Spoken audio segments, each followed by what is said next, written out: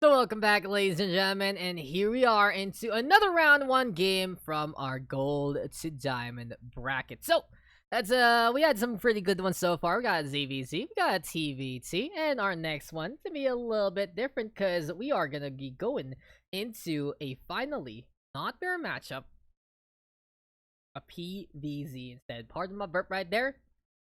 I just had a little bit of some dinner along the way, and it is time to see what this one's gonna be all about. It's another EXO player though. It's eXoSkeletor this time versus Kramolous, which is I believe I haven't really seen this name as of yet. I think I've seen him in the Discord if I remember correctly, but a newer face yet again versus eXoSkeletor, who has been the same thing. It's probably been the same story. Had Dion, we had GLG, and now we have Skeletor. It feels like that they all have a similar story in a way that they're trying to regain their former glory, and they're doing a really good job so far in the gold to diamond bracket, really going to show that they still have it in them from time to time, and it's all about refining what they can do. But as we say, it's from time to time. It's not all the time. They still need to figure things out, and this is where the chance of the new guns can show on up and surprise everyone in the community. But we are going to be getting into our first map in just a bit. But before that, guys, quick little shoutouts again to our sponsors, PurePC and Block 101. Without these guys, we wouldn't have these kind of broadcasts. We wouldn't have these games, and of course, we wouldn't have those amazing prizes that are up for grabs for all of you in the player base. PurePC also adding up to our collection of peripherals to give away.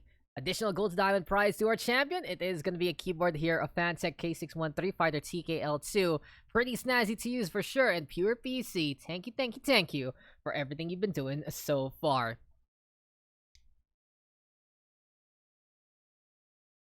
I also give thanks though to, well, the amazing community has been very, very supportive. And I really appreciate everyone who has, submitted their scores, submitted their replays all in time. It has been easy experience so far, and it feels like that is a lot less load on everyone to bear with this initial setup. Sure, it's not, I feel like it's not as exciting in a way compared to having them live in a way, but it really is all about trying to figure out what works best for the community. And for now, we'll see what's going to work best for this matchup, as we have gotten our first map, which will be Ice and Chrome LE. So Ice and Chrome this time again, but on our map numero uno. So it seems like the situation perhaps here is going to be looking to play that macro focus game. We have seen a lot of these players pick Ice and Chrome, Pillars of Gold, Eternal Empire, because it allows them to build bases. It allows them to basically warm on up in how they want to build bigger armies, play the game the way it's meant to be played. And by this point in time, it does seem like it's been a trend to see these macro maps more and more as the ladder gets older. Like, at the start, right, of a ladder, it feels that you want to play those smaller maps, and of course, you want to play the maps you're familiar with. But then you have to embrace the macro maps, like Ice and Chrome, Pillars of Gold. And they're kind of similar in a way. And it's pretty funny that they just have different tile sets, and they do allow you to build multiple bases. But enough about that. We'll be getting into the game. This is game number 1 out of 3. First of 2 will take the victory. Will it be our Protoss player, or will it be our Zerg? We'll find out as we get into this match.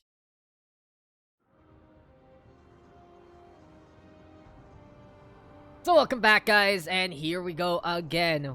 2 matches done and dusted, a third one coming your way. And here we are on Ice and Chrome LE. Introducing first. Here on the top right of Ice and Chrome, he's the one looking to crown it out, and he is looking to be Mr. Bony Man himself. It is our Protoss, eXoSkeletor. And his opponent, here on the bottom left, looking to make a name for himself, and hey, that's a classic hatchery, looking pretty snazzy to say the least. It looks flat, it looks icky, but question is though, will we see some great gameplay from the Zerg player? That is our blue Zerg, Kramolous. This looks like someone made a mistake in rendering. They kind of drop a drop of paint on the render. And yeah, like not gonna lie, classic hatchery is kind of the ugliest one. Look at this. The steam vent though is pretty cool. Not gonna lie, the steam vent, the steam vent thing. But enough about that, as here we are on the PvZ, and the question is, who's gonna be doing what into this game? Hatchery first here already from Kramolous. Spawning pool gonna be there as well. Extractor to try and get some early metabolic boost along the way. Skeletor in the meantime. Looking to go for 2-base setup initially. Natural pylon. Gateway gonna be there to wall on in. And in the PvZ, at the very least, we're seeing two different factions play against one another. So, standards of PvZ. As Zerg, you want to try to be +1 all the time. As a P, you just want to protect your base. You want to wall on in if need be. And look to keep up when you can take map control away from your opponents. All about that AoE with, of course, some good storms, some good Colossi, or any kind of anti-armor with the Immortal there for our Protoss. And for the Zerg, it's just more and more units. Over, and over, and over, and over again. The thing about the Protoss, though, it feels like on Protoss, when you lose probes, it's the most costly. For Terran, you always can drop those mules if you lose SCVs. For Zerg, you're gonna get a big influx of drones immediately if you need to as an emergency button. But for Protoss, if you lose a number of probes initially, it does feel like it's a lot slower because you need to queue them up on the Nexus points, and you usually only have one per base, right? There's no real point of adding other Nexus points all around the map unless you have more bases. So it's tough. It's tough for a Protoss to come back in a situation like that. For now, though, he's setting up that 2-gate 1-core setup in front. And with an adept in the way, eXoSkeletor, at the very least, is good to go for the initial part of this map. He's also looking to go for the battery, so he can set up a battery overcharge if need be onto natural. And the robo facility along the way. So 2 gates, 1 core into the robo. This adept, though, needs to hold the line. And the shield battery is not ready to go as of yet. Skeletor needs some micros. Macro basically here. He needs to make sure that there are going to be things in the way. This adept, though, will fall. And right now, this is the adept getting in the way. But some Zerglings able to penetrate on through. Doesn't really matter, though, because eXoSkeletor gets the battery online. The probe even killing a few of those links here and there, helping things out. And another flood is on the way. But it's still looking really good here for Skeletor. He goes for the battery overcharge, though, just in case. Very safe and sound gameplay. I'd love to see him actually go for the Chrono Boost instead on the Adept there if need be. But besides that, or maybe even into Warp Gate. But hey, battery overcharge doesn't really hurt too much onto the macro side. And this hurts Kramolous a lot more because he's just butting heads right now. He's on a 2-base all-in per se. He's even going for the Roach Warren. He gets a second hatchery, not to even use it for any kind of workers. It's kind of a fake hatchery in a way, but it allows him to, at the very least, get some creep along the way. And now, he's adding some few minerals here and there, so it's not going to be that much of a fake anymore. It's still looking to be that 2-base all-in here from our Zerg, with the Roach Warren into play. It's pressure right now, and it's all about eXoSkeletor. Looking to handle everything he can. Still, though, in this instance, these are the Zerglings running on around, trying to see if anything amiss is happening. No third base, though. And eXoSkeletor is very, very secure in his position so far. Zealot's gonna be even into the front lines here. They're looking very, very angry with those side blades, and they're looking to cleave whatever the hell they can. And Immortal in behind as well. And eXoSkeletor is just getting every little bit of the Protoss buffet and making sure that they will matter into this game. I love the Immortals right now into the back line. Does he actually know that there's a Roach Warren happening? Yes, he does. So that scouting information from this one probe has made a big difference in terms of the decision making of eXoSkeletor. And you know, Intel wins wars, and it just feels like that it's all about making an impact there. Overall, though, time right now to wait on for the push. Kramolous on the east side here.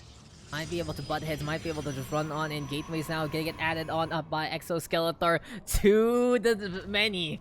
And he has 7 gates here, one robo facility, solid on 2 base here. Gonna have enough economy to keep up with all the production he's gonna be doing.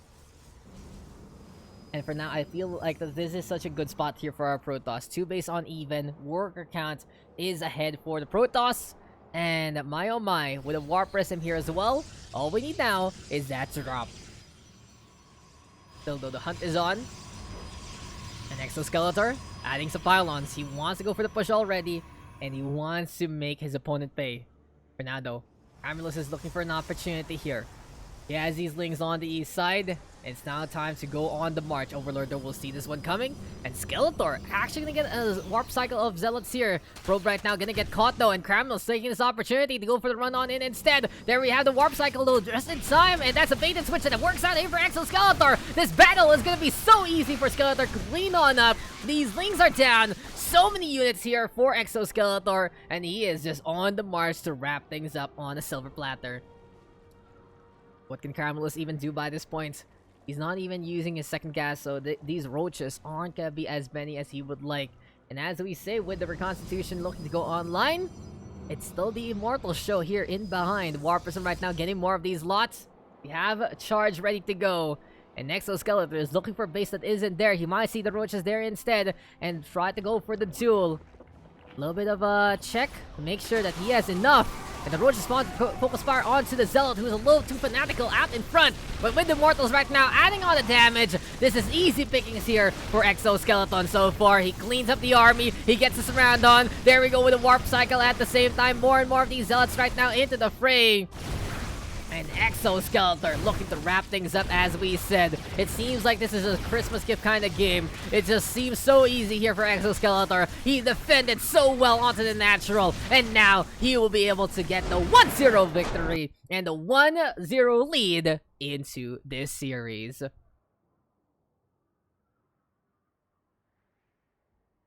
So there you go, guys. Game number 1. eXoSkeletor with a victory. Very, very decisive. You could really see that scouting information there making such a big difference along the way. And, you know, that's just that. That is just that in how that worked out for him. It really proves, though, that's for Skeletor. It really is just that experience there. It has made a big difference, and Kramolous trying to figure out what to really do with his push. Unfortunately, didn't just decide to expand there. Instead, tried to wait out an opportunity, but with all those warp gates ready to go from eXoSkeletor, very smart to get a few of those charges still available just in case, count out that third base at the same time. And, you know, as we say, it's Skeletor just one step ahead, and as we are going to be going into map number 2, it's going to be all about that macro again, because Pillars of Gold will be next, ladies and gentlemen. But still a bigger map here, and maybe this time we will see Kramolous figure something out on the macro side, but eXoSkeletor is one map ahead. He's looking for the match point. He's looking to move on to round number 2 to join his friends, to join the likes of GLG, as well as who won the last game? Who won that last game? It was GLG and the first one. Dion. So those two guys already established. We'll find out though if anything can pan out well for them. But it is going to be time to get into game number 2 very, very soon. And this PBZ is looking very quick. Question is though, will Kramolous be able to turn it around? Or will Skeletor wrap things up and finish this one in a very, very fast fashion? Let's get into game number 2. Let's get into Pillars of Gold.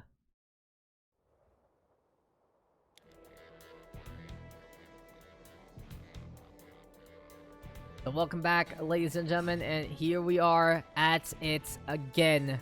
We are back into this best of 3, and we will see what this one's all about. Yet again, PBZ action this time between eXoSkeletor and Kramolous, with eXoSkeletor on the 1-0 lead. So introducing first, here on the top left, top right rather, of Pillars of Gold, it is our Protoss player on the pink side, eXoSkeletor. Don't let that pink fool you. He is just a cunning man, to say the least. Nawago beating those Zerglings to try and go for the run on in, but got enough of a cycle charge there. Put those Zealots out in front. Just bullying, absolute bullying there with that attack, and the rest is history.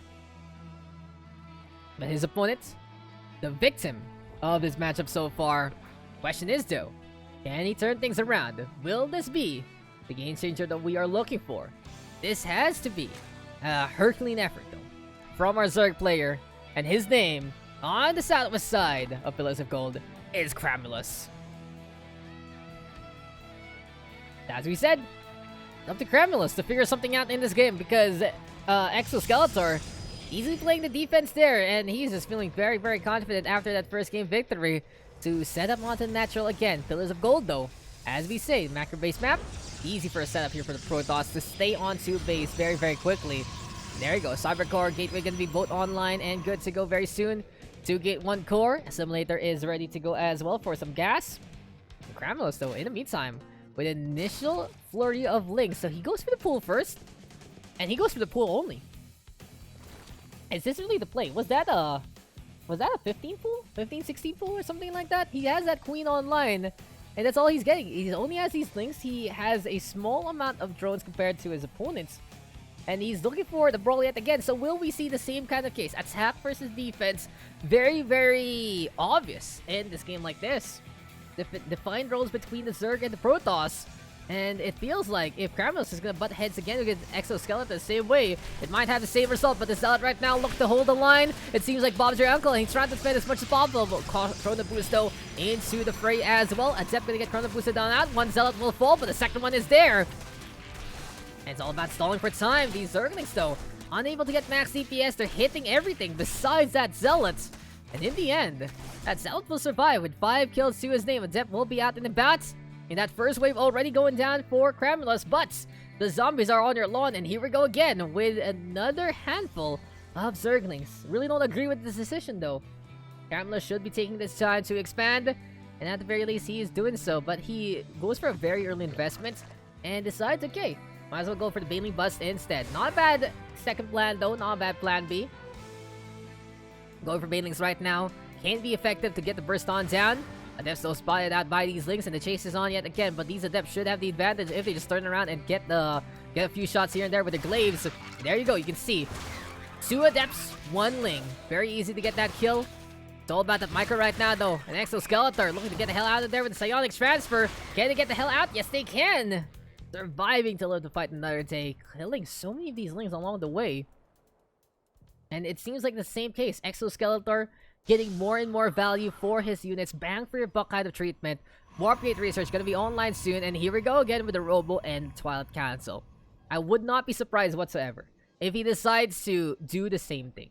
Get the same units, get the same catch, just get the same compositions, and really just figure out how to make it work. But gateways right now are going online yet again. Second Nexus is up and running. Here we go, though, with the potential bust, and it's gonna be one last test here for eXoSkeletor, I believe.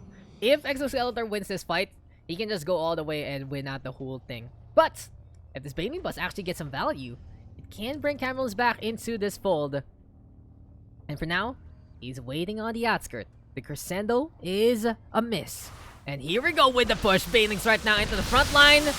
And they bust onto the gateways. Oh, the Zerglings, they're inside, though. And the Adepts gonna be trying to survive there, but it's just not enough Zerglings to really do any good damage against the probes. And there's 1 Ling inside at the very least. Kramolous trying to survive, but no. The Adepts are there. The probes even cleaning up house. And this should be it by this point. Kramolous is behind by way too much. He's half on the worker count. He's equal on the army when you see an economic focus Protoss, and you know that's just that. 1 push here from eXoSkeletor, 1 Warp Prism, and this game set a match. But hey, if you know that you're ahead in the early game, and you know that your opponent's stuck on tech, might as well bully them and go for Resonating Glaives. This is the Adept opening, you know, on the defense, which is a pretty interesting thing to see. Usually you go for the Adept opening when you can get some good harassment on and continue getting value for your Adepts, but what else can you add? A Dark Shrine. Invisibility is key, and maybe from the shadows they come, and from the shadows they can destroy their opponent. Question is, though, is there any point of reference eXoSkeletor can warp to destroy his opponent quicker? As this Overlord floating on around. Still there for Kramolous, he still has a fighting chance with these Banelings, but as soon as those Dark Templar are in position, it should be over. But hey, at least he has a Spore Crawler, and I like this a lot from Kramolous. He understands that he might be needing to deal with anti-air very soon, and he might be needing to deal with things like the Oracle or Warp Prism drop, so he's looking to hamper that one. But speaking of the Warp Prism, here we are. It's time to see. This is just basically a floating coffin of Kramolous.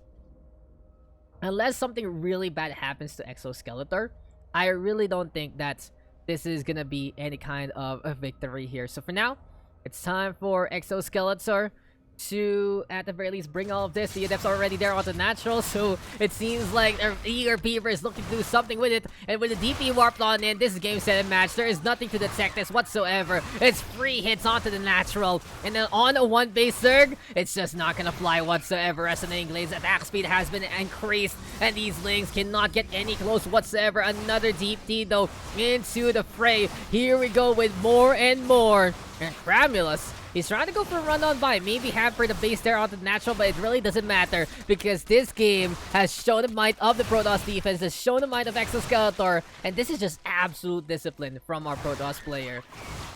Sometimes you see some close games, and sometimes you see one member cut above these. Phalanx don't bust down the Dark Templar!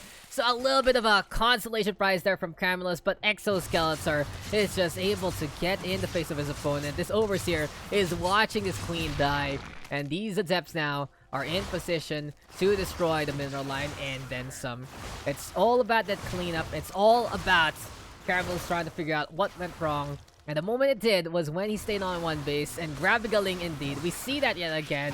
There is just that skill barrier between gold to diamond sometimes. GG, well played though. A good effort from Kramolous. A very good effort. But it's all about that defense. All about that hold. And eXoSkeletor will also move on to round number 2.